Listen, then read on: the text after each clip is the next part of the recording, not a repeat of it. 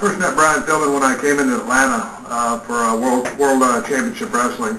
I'd been down in Dallas in World Class Championship Wrestling, and came into the airport where all the boys used to train at the same airport gym. It was Gold's Gym, and I remember watching Brian on TV for about a year, and I was always impressed with his flying ability and everything that he did in the ring and his intensity. And I remember looking at him from across the gym, and he was an impressive guy. Had a good build. At the time, he was in really good shape. And I was thinking to myself, oh man, there's Brian Pillman. I just remember it was real special to me because I was a fan of his back then. And then I went over and shook his hand, and heard that raspy voice.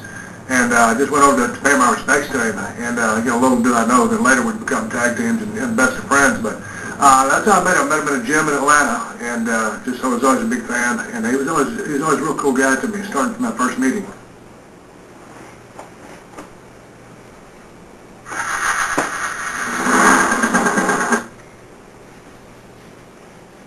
I like Brian Pillman being remembered as just a great guy, a guy who truly loved his family and his kids and his wife,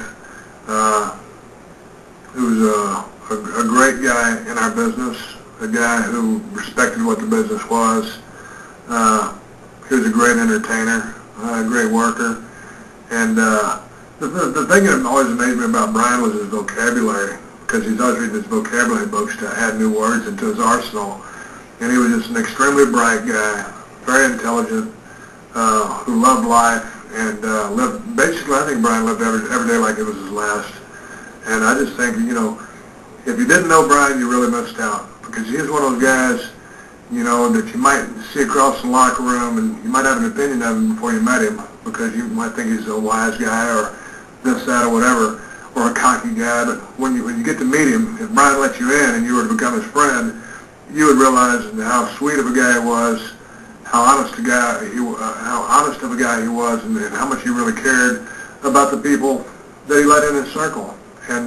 But above and beyond that was, for the most part, always nice to everybody. And he's just a great family guy. He was my best friend in the business, and I wish he was still around, because Brian helped push me in WCW, and would later, I would kind of use what he started with his promos to develop the promos that I used pretty much my whole Stone Cold career. A lot of that's Brian and his work ethic. And he's just a really good dude. He's one of the best guys I've ever known, and I think about him every day.